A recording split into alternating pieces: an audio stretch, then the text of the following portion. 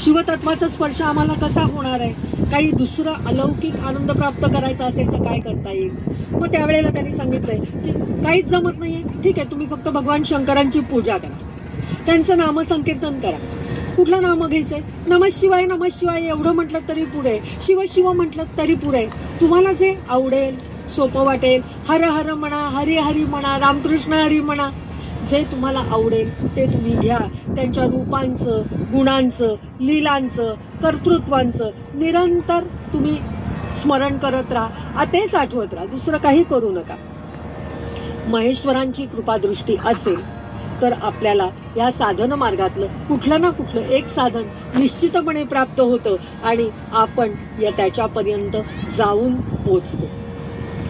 तर फार वर्षापूर्वीची एक गोष्ट त्यासाठी आपल्याला पुन्हा बघायची आहे की काय महत्व काय आहे. या साधनांचं महत्व सांगण्यासाठी सूत ऋषींना एक गोष्ट सांगतायत. सरस्वती नदीचा किनारा व्यासदेवांचा अतिशय प्रिय असलेला किनारा आहे, त्यामुळे ते तिथेच राहत असत आणि तिथे ते तपश्चर्या करत होते. आणि नेमके त्यावेळेला तेजस्वी असलेले, सूर्यासमान तेजस्वी असलेले सनत कुमार, सनक, सनंदन, सनातन, सनत कुमार हे 4 ब्राह्मण तेजस्वी आहेत, ज्ञानवृद्ध आहेत, दिसायला 4-5 वर्षाच्या बालकासारखे आहेत, पण सगळं ज्ञान प्राप्त झालेलं आहे. आणि हा भगवान हरींचा पहिला अवतार मानला गेलेला आहे आणि ब्रह्मदेवांपासून यांची उत्पत्ती झालेली आहे. त्यामुळे हे ब्रह्मपुत्र आहेत आणि हे व्यासदेवांजवळ आलेले आहेत. ज्या वेळेला हे 4 ब्राह्मण व्यासदेवांसमोर आले त्यावेळेला व्यासदेव साधनेत मग्न झालेले होते.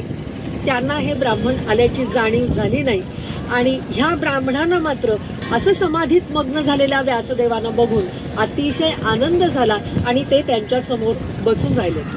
त्यांची समाधी उघडेपर्यंत, त्या बाहेर समाधीतनं बाहेर येईपर्यंत हे सनक, सनंदन, सनातन, सनत कुमार तिथे बसलेले आहेत. आणि काही काळानंतर ते समाधीतनं बाहेर आलेले आहेत, जागृतावस्थेत आलेले आहेत आणि त्यांनी विचारले की अरे तुम्ही केव्हा आलात, हे मुने तुम्ही केव्हा आलात. व्यासमुनी विचारतायत त्या सनातन सनंदनना की तुम्ही केव्हा आलात. तुम्ही सत्याचे चिंतन करत होतात आणि त्यामुळे त्याच वेळेला आम्ही इथे अवतरलो आहोत आणि हे सत्य तत्व जे आहे तेच परमश्रेष्ठ असलेलं असं तत्व आहे आणि ह्यानेच मानवी जीवनाचं कल्याण होतं. ह्या सत्य तत्वाची भलावण आपल्याला सगळीकडे पाहायला मिळते. जर आपण श्रीमद भागवत महापुराणाचा विचार केला तर श्रीमद भागवत महापुराणाच्या पहिल्या चरणाच्या स्कंदाच्या पहिल्या अध्यायाच्या पहिल्या श्लोकामध्ये 4थ्या चरणामध्ये त्यांनी म्हटलंय सत्यम परम धीमहि. सत्य हे सगळ्यात श्रेष्ठ असलेलं तत्व आहे. म्हणजे भागवतात काही वेगळं सांगितलं आणि शिवपुराणात काही वेगळं सांगितलं असं नाही. इथेही त्यांनी तेच सांगितलं, सत्य तत्व हेच महत्वाचं आहे. अगदी अलीकडच्या काळात सुद्धा समर्थ रामदासांनी आपल्याला मनाच्या श्लोकांमधून अतिशय साध्या सोप्या आपल्याला समजेल अशा भाषेत सांगितलंय की मना सत्य संकल्प जीवी धरावा. म्हणजे किती साधे सोपे शब्द वापरले. काय जीवी धरावं, कुठलं मनाची धरावं, तर सत्य संकल्प असला पाहिजे. सत्याचीच भलावण सगळ्यांनी केलेली आहे. पुढे ते म्हणतात मना सर्वथा सत्य सांडू नको रे. हे सत्य तू कधीही सोडू नकोस. मना सत्य ते सत्य वाचे वदावे. किती श्लोक सांगावेत. समर्थांनी आपल्याला किती वेळा पुन्हा पुन्हा पुन्हा पुन्हा पुन्हा पुन्हा ऐकणं म्हणजे अभ्यास करणे. आपल्या मनावर ठसवण्यासाठी जसं शाळा कॉलेजमध्ये असताना आपण तेच तेच तेच तेच तेच पुन्हा वाचत होतो, ऐकत होतो, म्हणत होतो, लिहित होतो. हे पुन्हा पुन्हा ऐकतेच. त्यामुळे सगळ्या पुराणातून, सगळ्या संतांच्या साहित्यातून आपल्याला ऐकायला मिळतं की सत्यावर तुमचं आचरण असलं पाहिजे.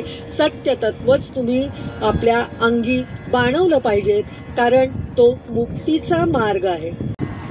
माझे वडील, म्हणजे आम्ही त्यांना नाना म्हणायचो, ते आम्ही लहान असताना एक भजन म्हणायचे, कानडी भजन होतं. स्वस्थ मन माडी वस्तू इद नोडी, असं त्याचे शब्द होते. मला ते पूर्ण सगळं आठवत नाही आता. तुमचं स्वस्थ मन व्हायचं असेल, माडी तुम्हाला हवं असेल स्वस्थ मन व्हायला, तर वस्तू इद नोडी, ही वस्तू आहे हे पहा तुम्ही. कुठली, तर ती आत्मवस्तू.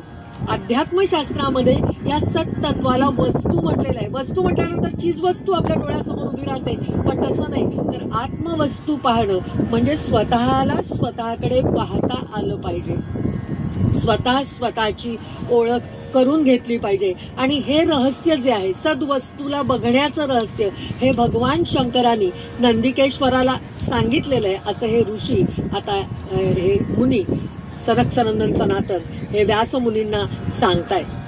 त्यामुळे शिवगणांचे प्रमुख असलेल्या त्यांना सुद्धा जर हेच सांगितलं, तर आपल्यासारख्या सामान्यांनी सुद्धा पुन्हा पुन्हा या सद्वस्तूचंच स्मरण करणं, या सद्वस्तूच्याच मार्गावर चालणं, त्यासाठी सत्तत्वाचं आचरण करणं हे अतिशय महत्वाचं आहे. म्हणजेच भक्तीचं पहिलं साधन श्रवण, वेदांताचं पहिलं साधन श्रवण, आणि ह्या सगळ्यासाठी सत्तत्वावरती चालणारं आचरण हे अतिशय महत्वाचं ठरतं.